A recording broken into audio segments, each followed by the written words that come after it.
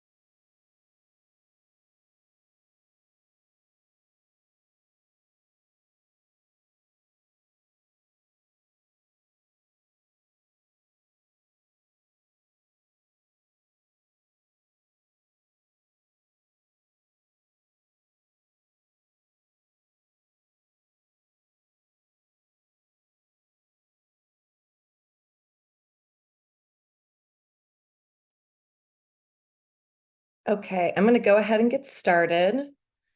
Welcome, everyone. I'm April Harrington. I'm the project manager of the Chicagoland Healthcare Workforce Collaborative. And welcome to our April Lunch and Learn, Best Practices in Frontline Worker Retention, featuring Advocate Health's Teammate Success Coaching Program. I'm really excited to dive into this program today. I know many of you showed a lot of interest in learning more about it at our recent employer peer learning session. It's an incredible program, and I'm so happy to have Bridgett, Beene, and Tanisha Isom here to share their secrets to success with us. So please go ahead and introduce yourself in the chat. We are recording today's Lunch and Learn, so the recording will be added to the website tomorrow by the end of the day, along with the slides. So you'll have the slides as well.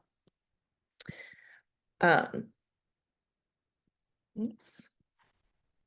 My slides don't seem to be, okay, there we go.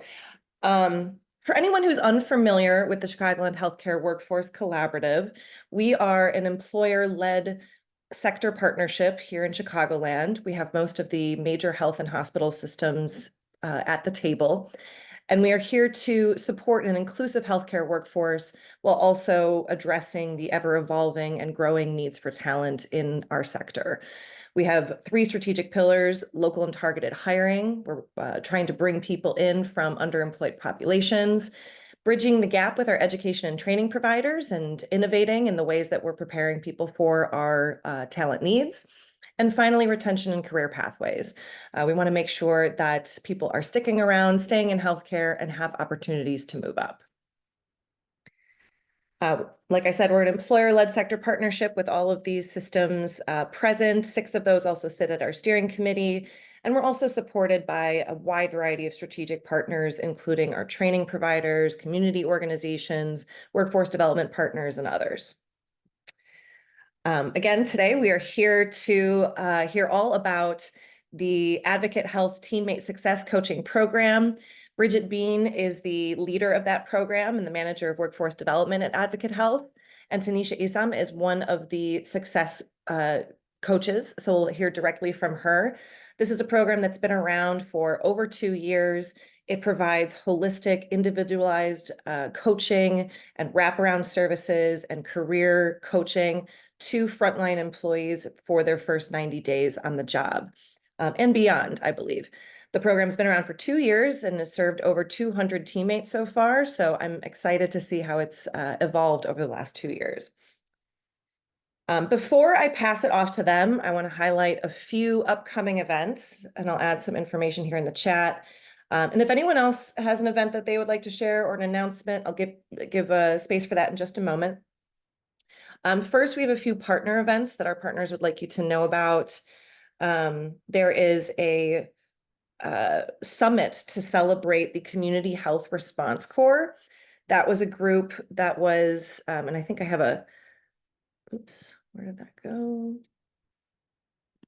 I'm trying to upload the flyer from my computer, which I do not seem to be able to do very quickly. There we go. So that was the Community Health Response Corps, originally the COVID-19 Contact Tracing Corps. Many of you maybe were involved with hiring fairs for the folks who went through that. So there's a full summit to celebrate that program with several panel discussions. I just put the link to register and the flyer in the chat. Next, the Chicagoland Workforce Funder Alliance is having a particularly interesting learning community this month. I'm going to put the full description and the link to register in the chat. They're featuring an organization called Talent Rewire and two of their new publications. One is around change management strategies for HR leaders, and the other is around best practices for engaging and supporting frontline employee supervisors and hiring managers. I know that's a topic that's come up a lot at CHWC recently, is how do we, empower frontline supervisors, incentivize frontline supervisors um, to care about their employees' advancement and to support their employees' advancement. So I put the link to that one in the chat. And then OAI is hosting a high school hiring fair in April. I'm going to also put their flyer in the chat, and their flyer has links to register as an employer and contact information at the bottom. And several high schools are going to be present there. So if you'd like to do some recruiting, that's a great opportunity. And then the last three things on our screen will all be up on the CHWC website in time. Our next Lunch and Learn is on best practices in community recruitment. We're going to be featuring Sinai Health. They have a program where they put community members through a 3-week virtual and in person, I believe, training program to help them understand what Sinai Health is all about, the positions that are available, support them through preparing their resume and their interview, and then support the link to recruiters and hiring managers. So it's a really interesting program to highlight. We're also going to hear from Rush and their anchor mission strategies and their dedicated community recruiter on her success. And then we have 2 in-person quarterlies this year, which is very exciting. I've confirmed that those will be held at Malcolm X Community College, and those are on June 11th and September 17th. I will update our website with more information about those events and the calendar invites, which hopefully many of you have. I am going to stop sharing this screen. And before I pass it off to the team at Advocate, I wanted to gain a little sense of what you are all seeing on the ground when it comes to frontline employee retention. And one of the things you need to know before you even venture to support employees in addressing the barriers to retention is just to understand what their barriers are. So I have 2 questions prepared. This first one is, how well do you even know what barriers your frontline employees are facing? And I put a link in the chat. You can also use that QR code or go to AHA Slides and put in that code at the bottom. And so it's from not well to very well. Very well is, I know exactly why frontline employees are leaving or not leaving. I know that of employees who leave in the first 90 days, 50 of them, it's because of this barrier. Or I know that in order to keep people in the first 90 days, we have to help them with X, Y, and Z. Or you're not really sure. You can guess, but you don't know. And this is interesting. I'm seeing a lot of in the middle responses, but also some not wells. I'm curious to hear from anyone who's scoring more in the higher end on very well. What are you doing to better understand what your frontline employees are facing? And anyone, feel free to raise your hand or just jump off of mute. How do you know? Are you surveying them? Are you doing check-ins?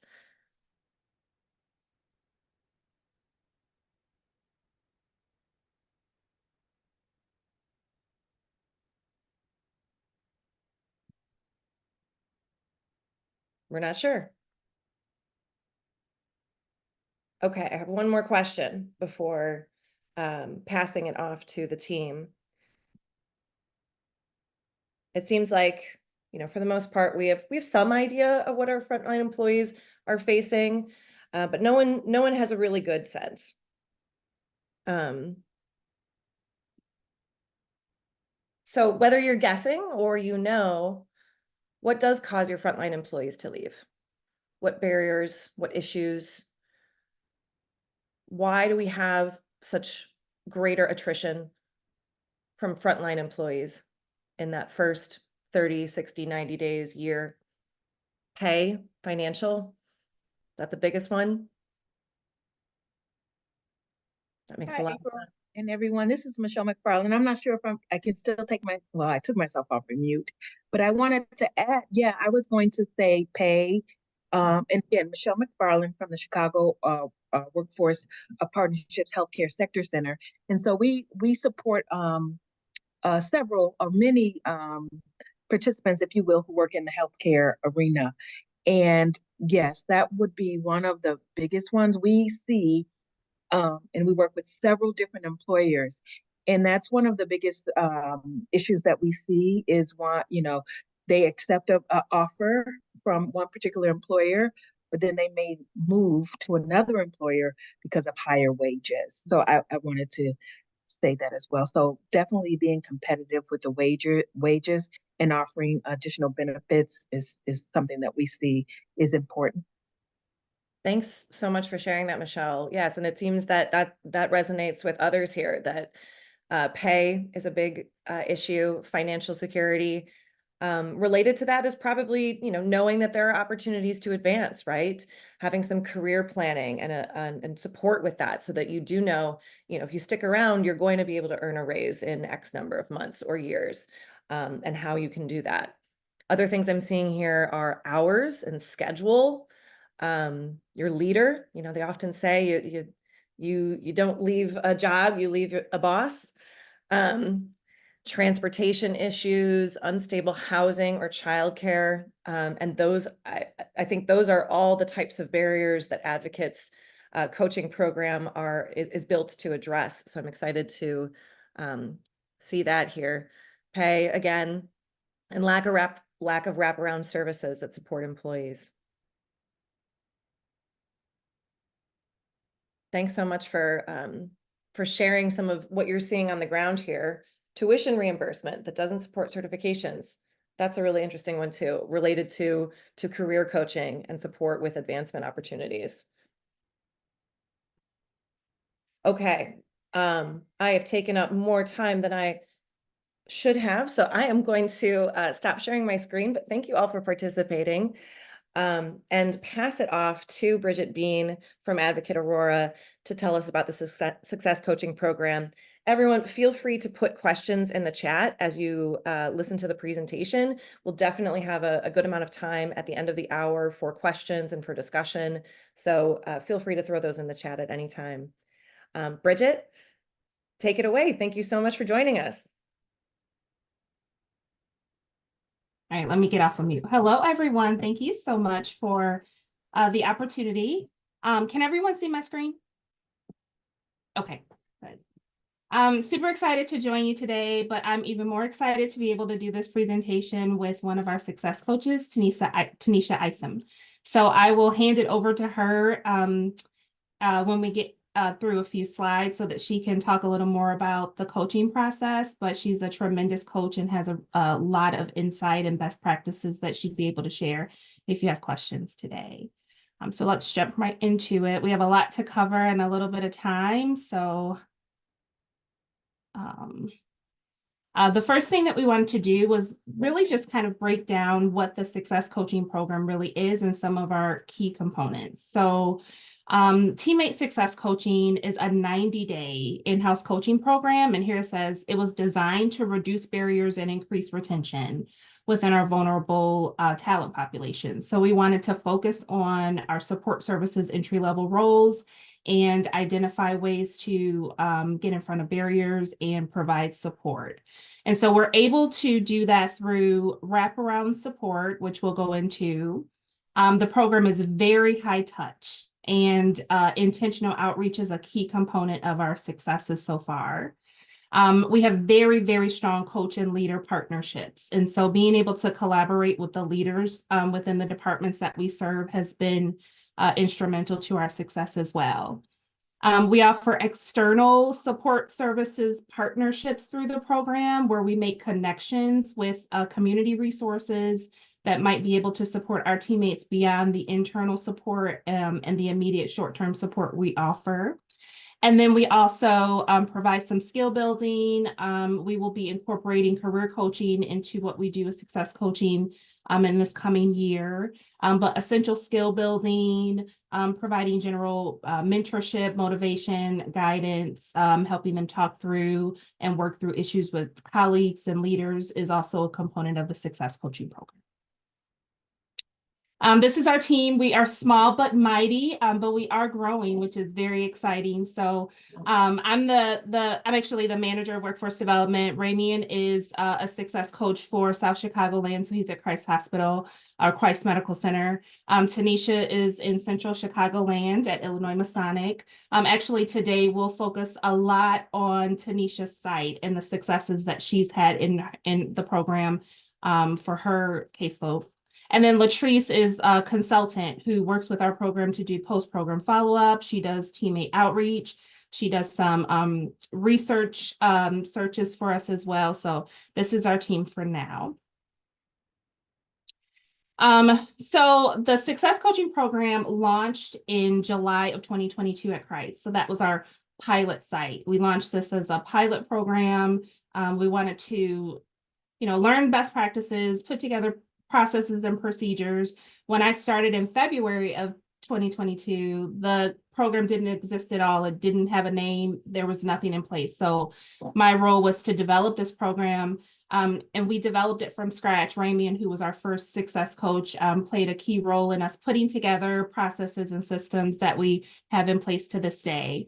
Then we were able to scale the program and launch at Illinois Masonic in January of last year. So Tanisha's site is just over 1 year old. And then I'm very excited to announce that we were just approved to hire 2 new success coaches. So we will be able to support teammates at Advocate Trinity Hospital. And then we will have an additional success coach at Christ because it's our largest caseload. And we want to be able to support more departments there. As far as who we support, we needed to identify specific departments, and we focused on, again, those vulnerable talent populations. We looked at data to identify which departments needed the most support as it related to retention and turnover. And so that's how we landed initially on Christ, and we've been able to select our other departments as well.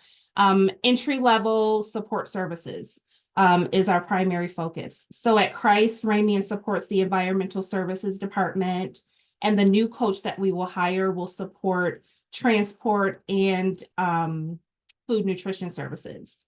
And then at Illinois Masonic, Tanisha supports environmental services, food nutrition services, and transport. Her caseload is a little smaller, so she's able to support all 3 departments on her own. We're also looking to support apprentices within the workforce development department, and we are collaborating with Fairtrends Hiring to provide success coaching support to them as well. In terms of what we offer, so we'll go into details about the type of support that we offer, but our goal as success coaches is to provide immediate short-term support to get in front of teammate barriers. So it doesn't create challenges for them that would prevent them from coming to work or keeping their job. And so we want to respond to their needs right away and then refer them out to external and internal resources that can support them long-term. So our support that we provide for immediate assistance is food. So we offer grocery vouchers and cafeteria vouchers.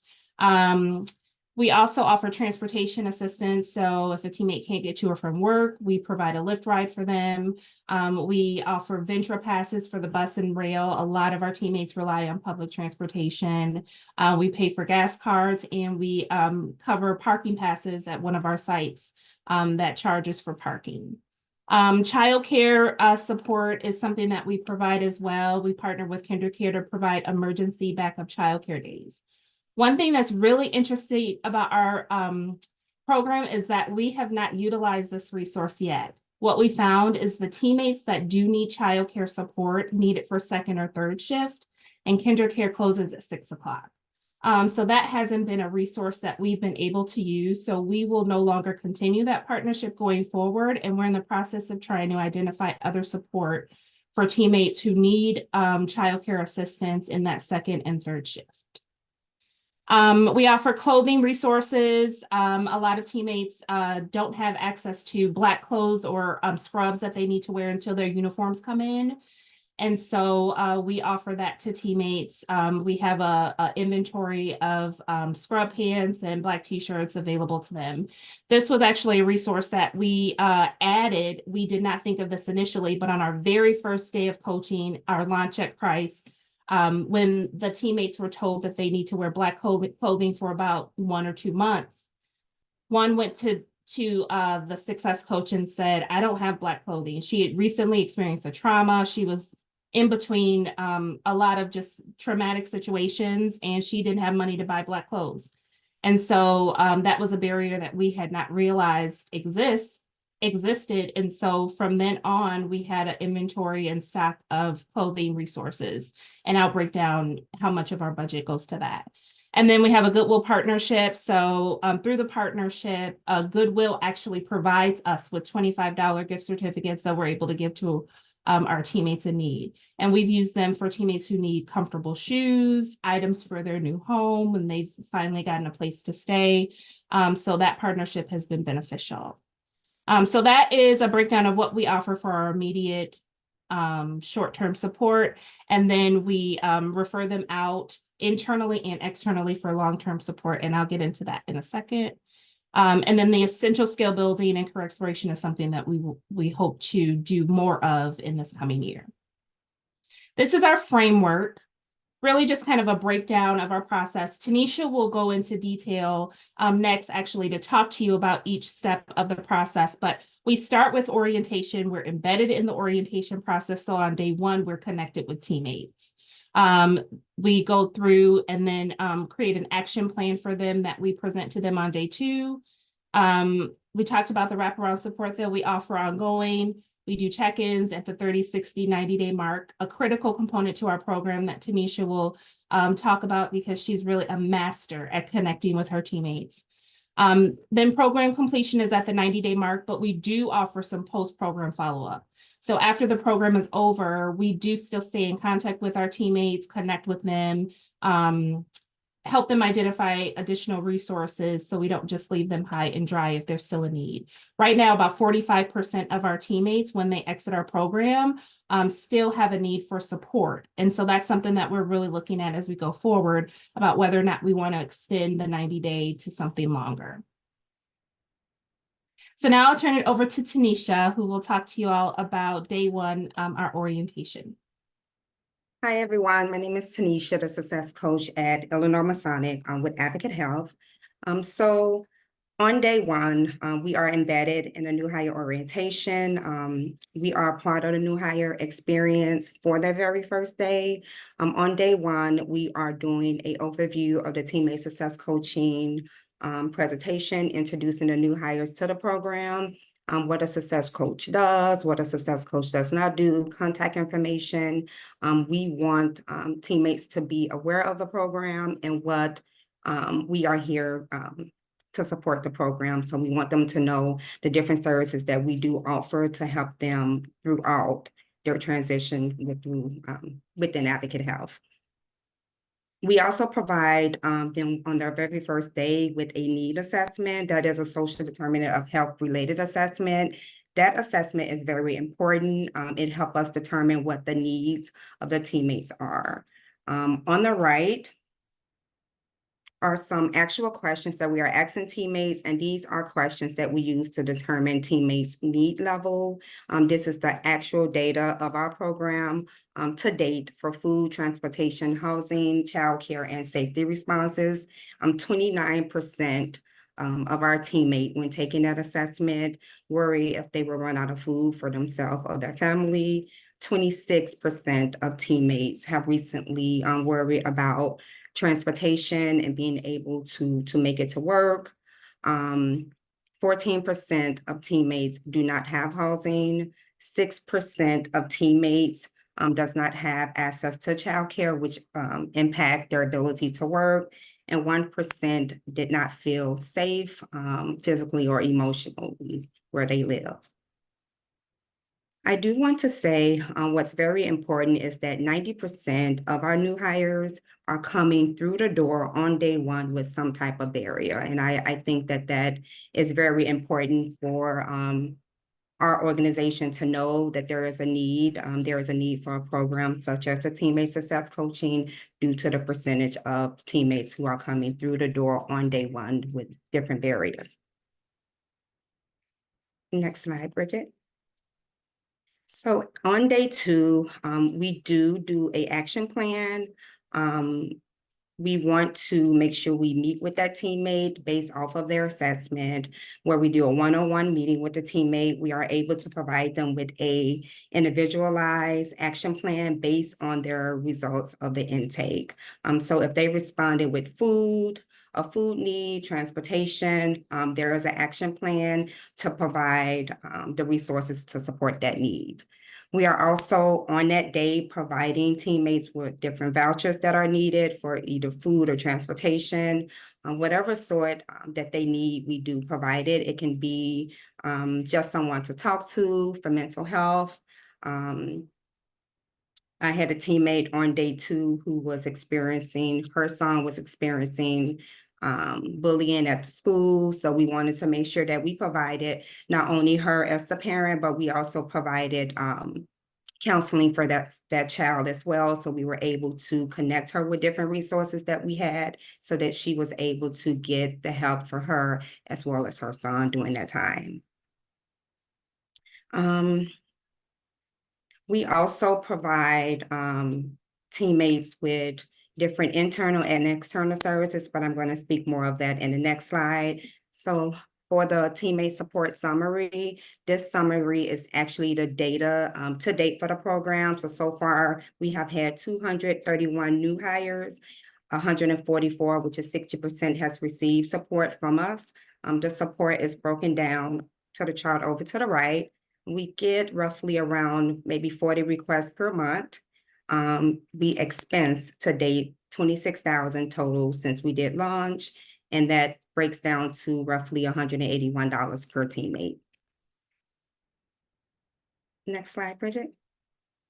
Thank you. So this slide here shows the wraparound support that we do provide. It highlights the support of the partnership that we have. We are not just providing like food and transportation. A lot of our resources go through support, other things like housing and security, mental health, domestic violence, intentional crime. So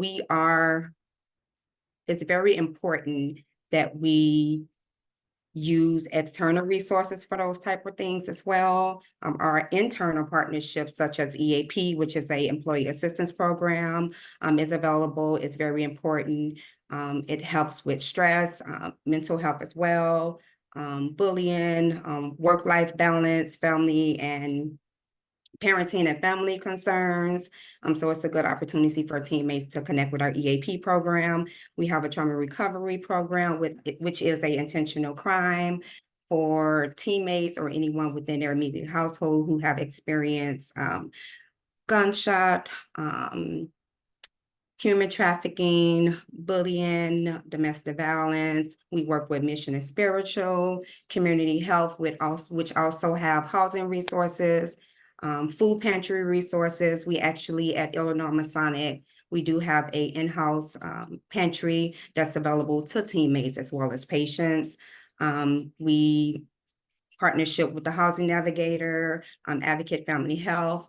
So all of these internal resources are very critical to our program in order for us to help our teammates successfully. So we want to make sure with this program that we are offering immediately short-term support. We want to identify what the need is right away to try to get in front of providing resources, but we also want to be able to refer teammates out to more long-term support. So that's why we do connect with our external partnership, and that is very critical and important to the work that we do. Over to the right, this mental health breakdown is very important to me, so I did want to speak on that. 47% of our teammates are getting referred for mental health related challenges. As a success coach, I have personally been involved in situations where teammates have had a mental health crisis. So knowing the process, what the process is and how to reach out to EAP is very critical to our role. Getting teammates to trust us, getting teammates to understand that we are there to help is very critical, because not all teammates are required to contact EAP. So having a teammate to believe in us and to know that contacting EAP can help them a little bit more. They have, licensed counselors, social workers who can help them through, better situations than us as being their success coach, which we are here just to guide them along the way. So I did want to point that out as well. Next slide, Bridgett.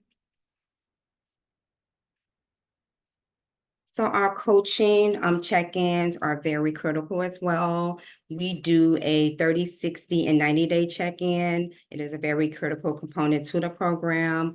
Us being able to make sure that we make that connection, do the outreach, help us be successful within this program. So every month, each teammate get a survey.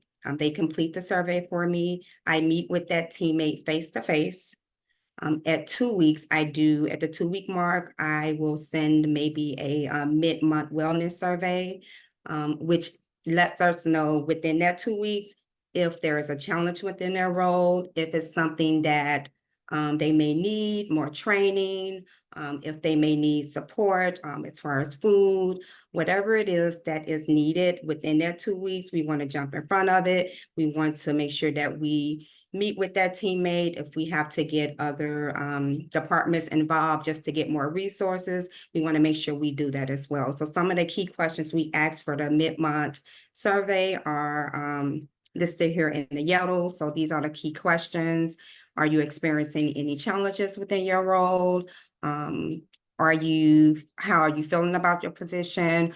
Are you receiving the support that's needed to be successful within your role as well?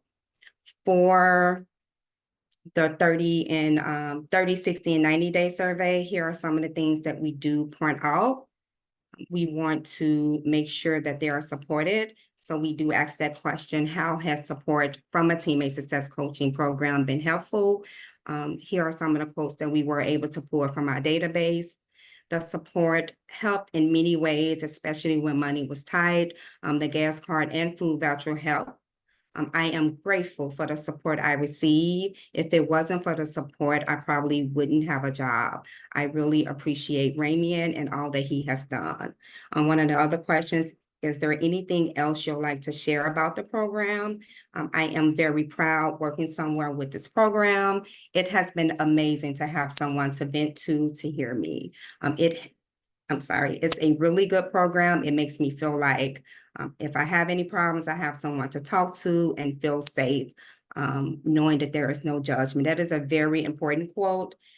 We want all of our teammates who enter into the program to know that they are in a safe space and there is no judgment coming in on day one. Can you think of anything that will prevent you from completing your first 90 days of employment? No, because this program has helped prevent a lot of roadblocks for early employment. No, because if I need anything, I can just call Tanisha and she will help. When I say they call, they will call. First time coming in, I received calls at 3 o'clock in the morning.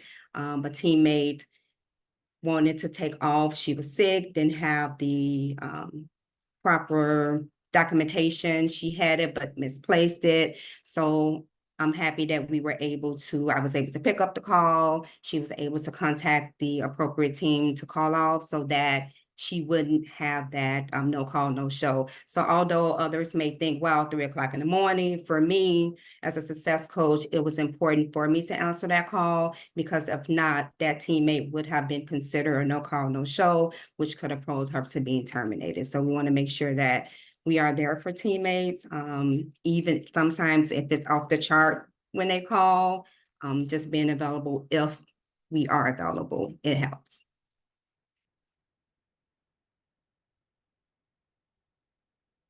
And I'm going to hand it back over to Bridgett at this time. All right, thank you so much, Tanisha. So I wanted to make sure that I reviewed this slide because I want to toot Tanisha's horn a little bit. She's an incredible success coach, and the way she does outreach really is outstanding. This is her first year. We were able to launch success coaching at Illinois Masonic in January. So we actually see a full year of coaching for her site, which was really cool. Tanisha onboarded 49 teammates. 100% of her teammates were high need. She collected 100 30, 60, 90-day check-in surveys during that 1 year period.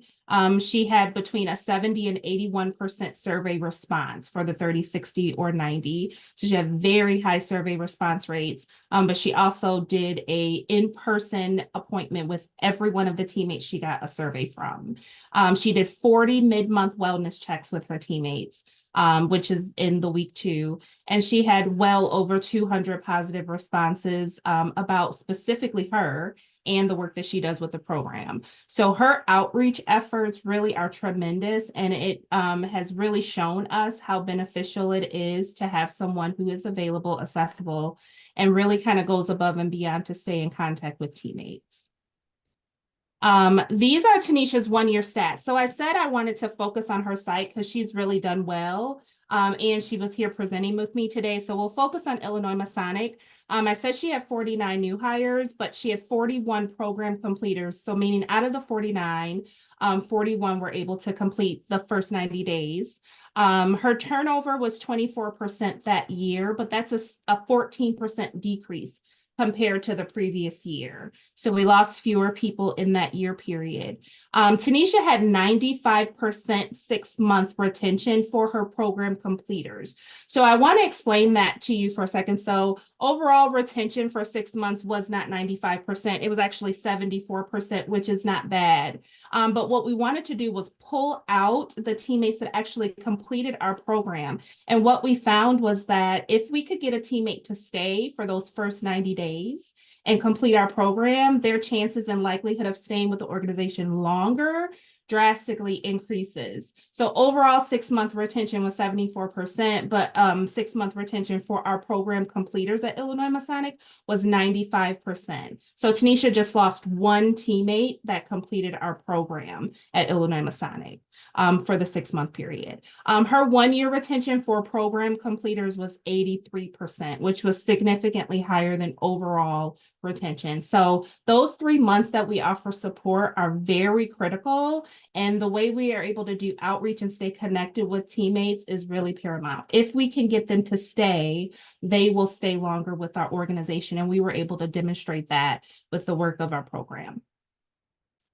And then this is what teammates have to say. So I'll pass it over to Tanisha. I wanted her to talk really quick about this slide because she has so much great contact with teammates. And then we'll have to, Tanisha, I think we'll just have like 5 minutes or so. You know what, in the interest of time, Tanisha, I'm just going to go through this real quick because I want to make sure that we're able to get to the lessons learned.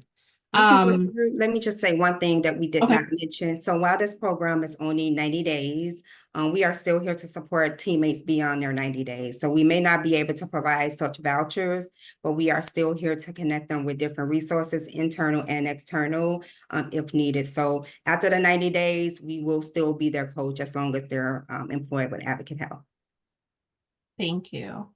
So this is just what our teammates had to say. We showed you some of the quotes from our surveys. We have so many quotes and success stories from outcomes of our program. But when we asked teammates, how has this program benefited you? My favorite quote of all time is, "It has helped me survive." So teammates really speak highly of the work that we're able to do.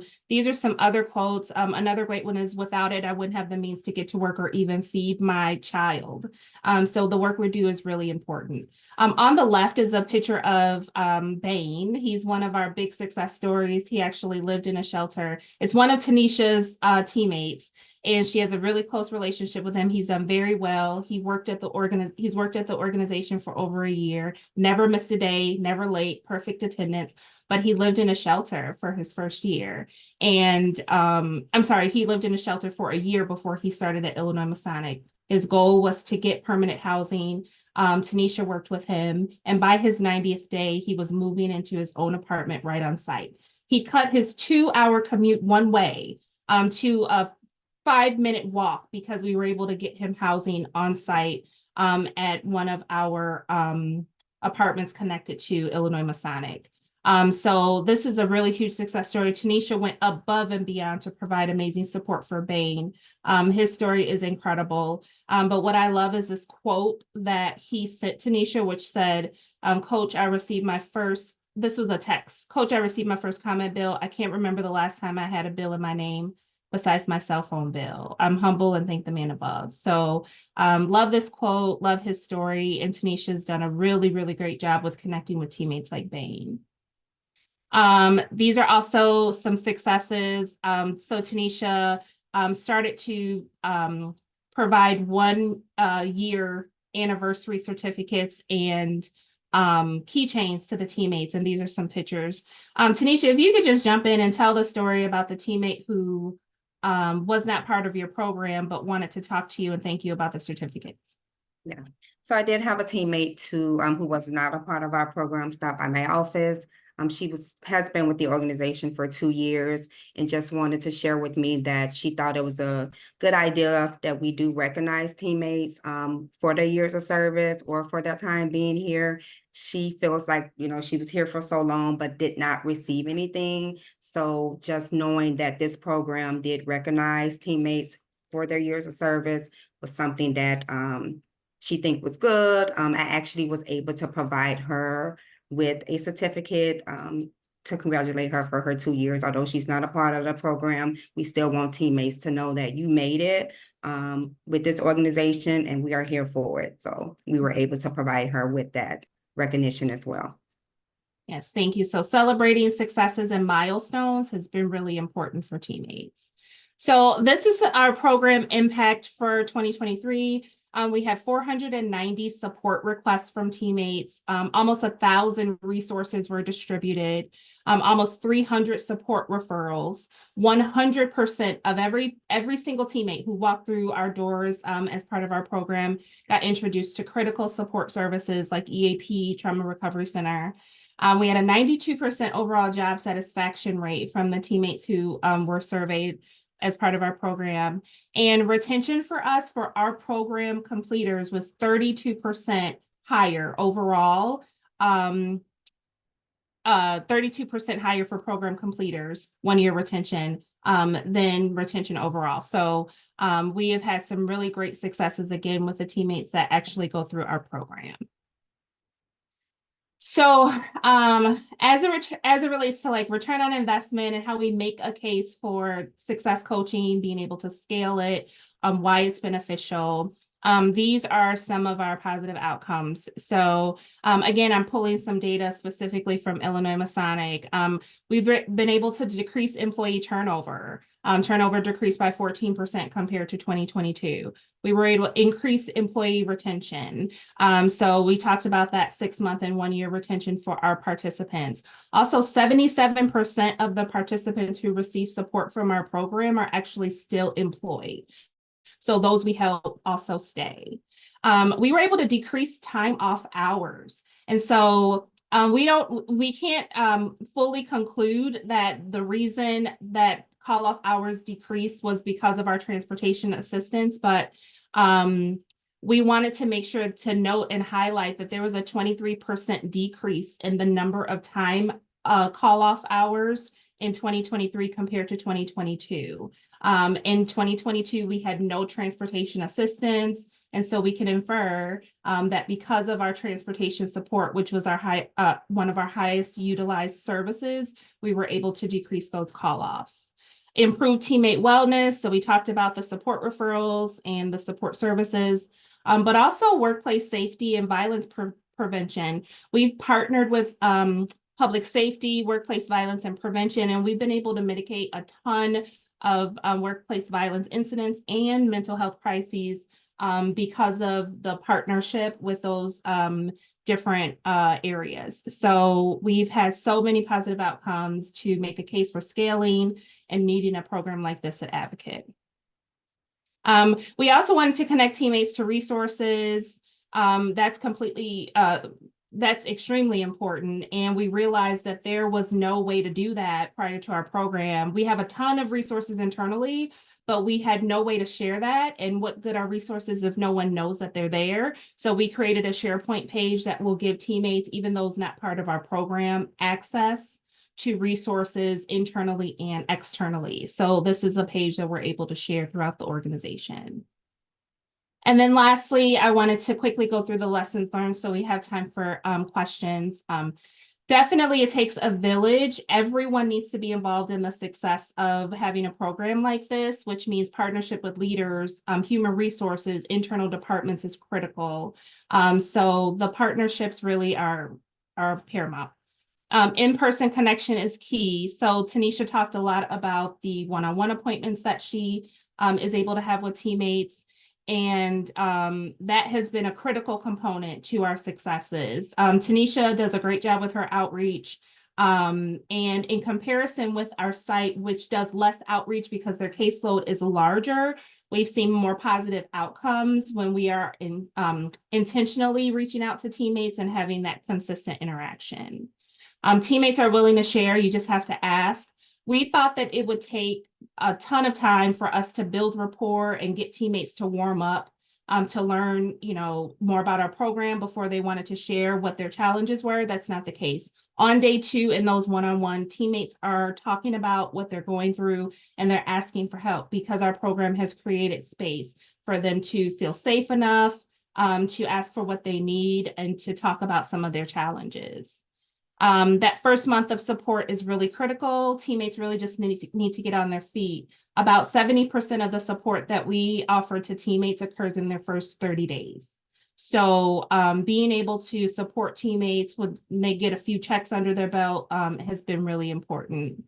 We talked about recognition. We talked about outreach. Success coaching really raises awareness and empathy, and this is related to the leaders who are not really aware of challenges. We had a leader say to us, I've worked here 20 years and I've never known of so many teammates to not have housing. And it's because, it's not like our program brought more teammates without housing. It's that there was never a space for teammates to talk about their challenges. Resources are also available, but not known or accessible. We talked about that. The SharePoint page will help, but we have to do a better job of communicating.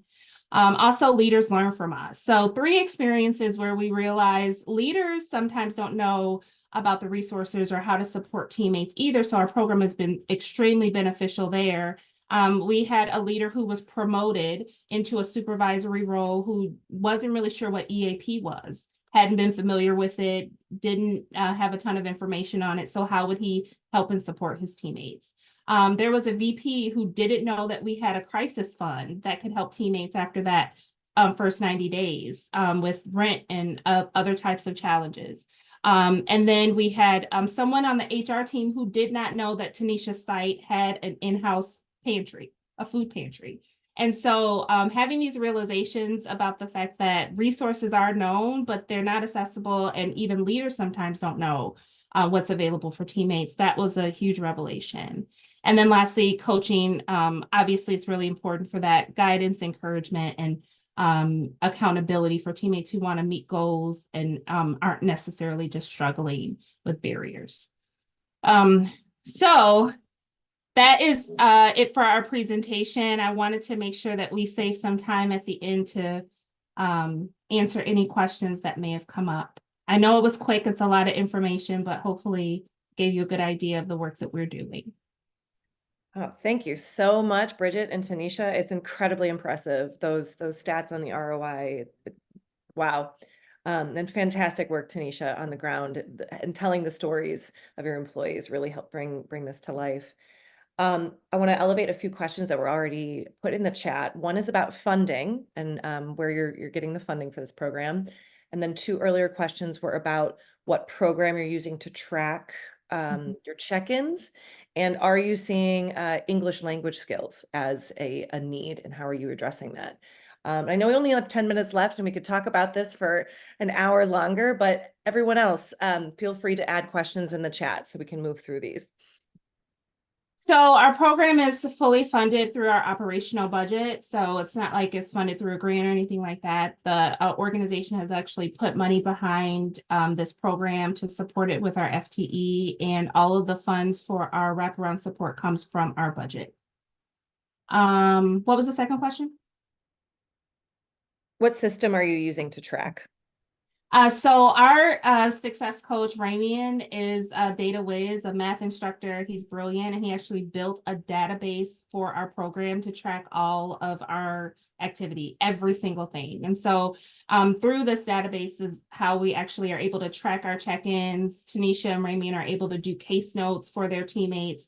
They're able to document every check-in, when it occurs. There's even a check-in calendar that was created. And so you can go to any given day and click on it, and it'll send a list. Well, it'll show a list of all the teammates who have a check-in due on that day and what the check-in is for 30, 60, or 90 day. So we created some really amazing processes to keep track of everything, and everything that we do is documented and tracked. Amazing. And then the third question, and then there are some more in the chat that have just popped up, is are you seeing English skills as a need to support? That hasn't been a huge challenge or barrier for us. Tanisha, I don't know what your experience has been, but I know on Ramian's end, no. It hasn't been, but we do have a number. If we do need an interpreter, we do have a number where we can do a conference call or have that teammate in person and then just do a call so that that teammate can still receive the services that's needed. Mm-hmm. Yeah, that hasn't been a challenge. Are your coaches certified? That's a great question. No, our coaches are not. Whoa, Tanisha is a certified life coach. Yes, she did go through a life coach training. So yes, she is. And then we've actually gone through just other trainings. So like trauma-informed care related training. I can't think of them off the top of our head, but as much professional development as we're able to do, we do it, but they're not surveyed, just Tanisha. And the goal is for any new incoming coaches to get that certification as well. Amazing. And Mandy's wondering, do you need to, if she wanted to replicate this model, does it need to be supporting entire teams, or could you support individuals on different teams? Would that work? I don't know if Mandy, if you want to clarify. No, that's it. That's the question. Thanks, April. Yeah, I mean, I feel like success coaching could be set up however works best for your organization. I know that we're looking to scale success coaching in the Southeast now that we've integrated with Atrium, and they'll do it a little differently. But the model for us to support whole departments has really been helpful. That way we have some equity, so to speak. So every single teammate that comes through those doors in that department has full access to all of the support that we offer. And that model has worked really well for us. And the fact that we support multiple support services departments, that has been beneficial too. I hope that answered your question, but Mandy, we're buddies. So if you need more clarification. That was great. You know, I'm going to call you all the time. Thanks. Yeah. And Elizabeth's last question here is a really good one. Was the buy-in already there at Advocate, or did executives need a push, or the opposite? Did HR or talent acquisition need a push from the executives? Yeah, that's a really great question. So the buy-in definitely was there for the executives. So VPs up, they saw the need for having a program like this. They were privy to the data, extremely supportive, easily were able to make a case. Buy-in, though, was important for us to try to get from the frontline managers, those who are on the floor, the supervisors, and a lot of the leaders that maybe weren't involved in that initial planning or weren't really aware of what success coaching was. And so here we are being they're being voluntold to partner with us, and we're just embedded in their program now, taking up space. They have to rearrange schedules and all that. And with the program being new, you don't know that it's going to be beneficial. So we had to kind of work a little bit. Tanisha had to work hard at her site in particular to get some of the leaders to truly understand what we did. Buy-in is not a challenge at all as we are scaling, because they are able to see what some of our successes have been, and we're able to sell what the benefits are of having a program like this. So it's been great as we're launching into Trinity and other departments. Thank you. And another great question in the chat is, knowing what you know now, what would you have done differently and why? Knowing what I know now, I would have had more behavioral health support available to teammates early on. Actually, as we're looking to grow the program and add more coaches, we would love to have someone who has a background in behavioral health. We have a partnership with EAP, but I think it'll be important to actually have someone sitting in our department or with our program who can answer questions and respond immediately to teammate needs. So being more prepared as it relates to behavioral health is something that we would have been more prepared for early on. Tanisha, did you want to add to that? I would say, knowing what I know now, I wouldn't have done anything differently. As a coach, I'm learning every step of the way. So I learn from my teammates, I learn from the leaders. So I don't think I would have done anything differently. As we grow, we're still learning. And there's going to be things that we have to tweak, and that's okay. That's all a part of learning and making sure that we service our teammates to the best. So I wouldn't change anything about it. Yeah, great. It's such rewarding work. Yeah. I know we have 3 minutes. If I could say this, Tanisha talked about day 2 and how important that is to connect with teammates. We have the social determinant of health intake where we ask them questions about housing and transportation. Recently, at one of our sites, a teammate answered the housing question. So when she did that one-on-one with her coach, he kind of dug in a little bit to ask her about her housing situation, what was happening, what were her challenges. She shared she was living in her car with her 6 children. Age ranges from 3 to 15. And she was having housing challenges and had been living in the car, wasn't sleeping, and this is on day 2. So through the support of my director, who I think is on this call, we were able to partner with the president's office and a lot of different organizations. And that teammate actually moved into an apartment with her kids last week. But we had a partnership with a hotel. We were able to actually get her into a hotel so that she could have some temporary housing, and the president's office supported us a great deal. But that's a perfect example of why asking those questions, doing the intake, and having these conversations with teammates is so important. We would have known that about her had we not had this program. So that's one of our big successes more recently. We have 2 minutes. Thank you so much, Bridgett and Tanisha. It's really, really impressive. So glad we could spend an hour hearing from you and your successes. Congratulations. I'm going to ask one final question, and that's what's next? What's on the horizon for the next year? Yes, super excited to scale and add another success coach at Trinity Hospital.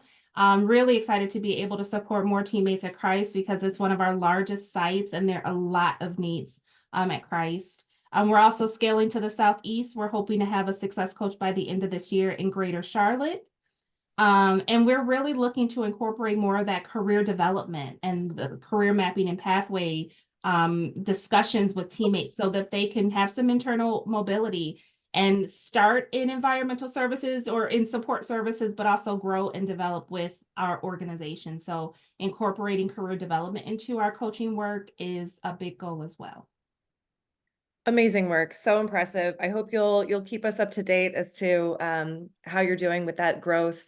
Thank you so much again, Bridget and Tanisha. Thank you everyone for joining. I hope to see you at future CHWC events, especially our in-person quarterlies on next one is on June 11th. Make sure you have that on your calendar. So thank you everyone. Have a great rest of your day and a good rest of your week. Thank you. Thank you. Thank you so much. That was great.